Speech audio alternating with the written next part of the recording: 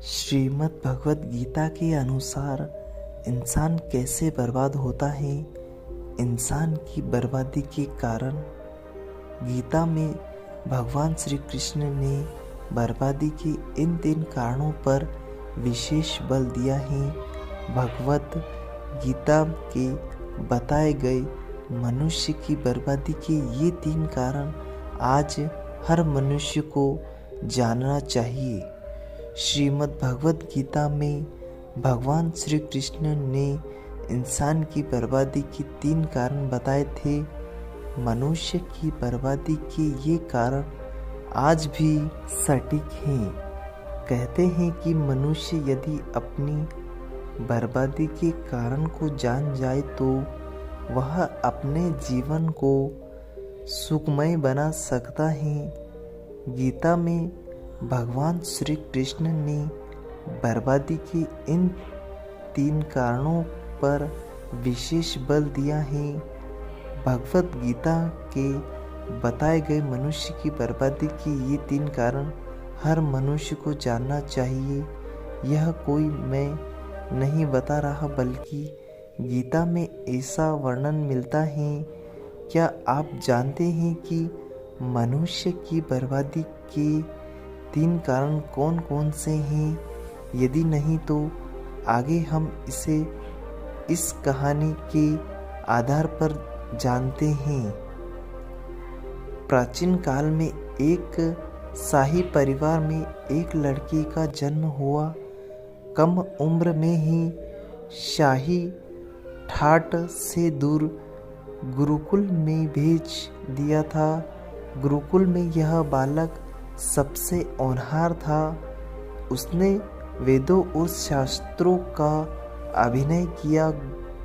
गुरुकुल में सभी उसकी शिक्षा प्राप्ति भी नहीं हुई थी कि उसके माता पिता और सभी भाई बहन प्राकृतिक आपदा के मारे गए।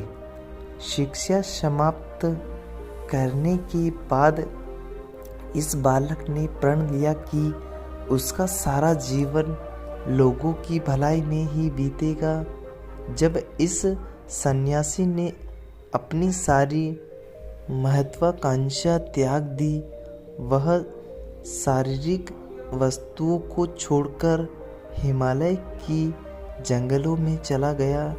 उसने लंबे समय तक तपस्या की। धीरे धीरे इस सन्यासी की चर्चा सभी जगह होने लगी। उस राज्य का राजा बहुत ही क्रूर था। राजा ने सन्यासी से भेंट करने की ठानी। इसके बाद राजा उस सन्यासी के इतना प्रभावित हुआ कि उसने अच्छाई की राह पर चलने की ठान ली। राजा मन ही मन सोचने लगा कि अगर ये सन्यासी मुझे चंद मिनटों में ही इतना कुछ बदल सकता है तो ये मेरे पास रहेगा तो मेरी जिंदगी ही बदल जाएगी। इसके बाद राजा ने सन्यासी से अपने साथ चलने का आग्रह करने लगा। सन्यासी इसके लिए मान गए और राजा उन्हें साथ लेकर महल चले गए। वह राजा ने सन्यासी को शाही कमरे में भोजन कराया। सन्यासी ने राजा का धन्यवाद किया और जाने की आज्ञा मांगी, जिस पर राजा ने कहा, आप हमारे बगीचे में हमेशा के लिए रह सकते हैं। सन्यासी ने राजा के प्रस्ताव को स्वीकार कर लिया। बगीचे में सन्यासी के लिए एक कुटिया बना दी गई।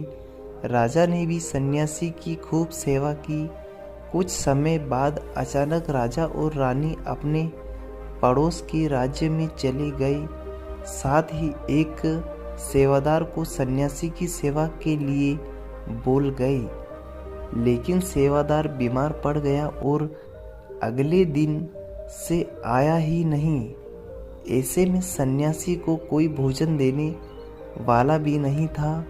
कुछ दिनों के बाद जब राजा वापस आए तो सन्यासी ने राजा को बहुत डांटा। राजा ने सन्यासी से क्षमा मांगी और फिर से कुछ ठीक हो जाएगा।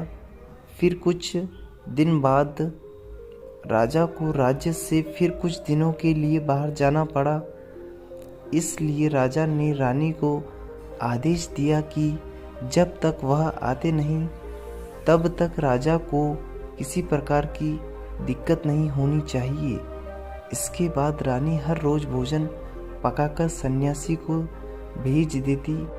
एक दिन रानी नहाने के लिए गई और सन्यासी को भोजन देना भूल गई। जब भोजन नहीं आया तो सन्यासी सोच में पड़ गया कि और वह खुद महल में जाकर देखा। सन्यासी की नज़र रानी पर पड़ी। उसने रानी के अबुद्ध रूप को देखकर चकित हो गया। सन्यासी रानी की सुंदरता को भूल ना सका और उसने खाना पीना छोड़कर अपनी कुटिया में पड़ा रहा। राजा जब वापस लौटे तो उसे सन्यासी के हाल का पता लगा। राजा ने जब सन्यासी से ये सब पूछा तो उसने कहा कि मैं रानी की अद्भुत सुंदरता पर घायल हो गया हूँ। इस पर राजा ने सन्यासी से कहा कि आप मेरे महल में चलिए, रानी आपको दे दूंगा। कुछ दिनों के बाद रानी ने उस सन्यासी से कहा कि आप क्या थे और क्या हो गए? राजा, आप वासना के कारण मेरे गुलाम हो गए। यह सुनकर सन्यासी को महसूस हुआ कि वो तो एक सन्यासी हैं। सन्यासी जोर जोर से चिल्लाने लगे और रानी से कहा, मुझे क्षमा कर दीजिए। इस प्रसंग का सारा ये है कि आप जब इच्छा पूरी नहीं होती तो क्रोध उत्पन्न होता है और अगर पूरी हो जाए तो लालच बढ़ जाता है। दोस्तों, कहानी अगर अच्छी लगी हो तो वीडियो को लाइक और हमसे हमेशा जुड़े रहने के लिए चैनल को ज़रूर सब्सक्राइब कर ले, क्योंकि दोस्तों ऐसे ही हम मोटिवेशनल और इंटरेस्टिंग स्टोरियाँ लाते रहते हैं। धन्यवाद।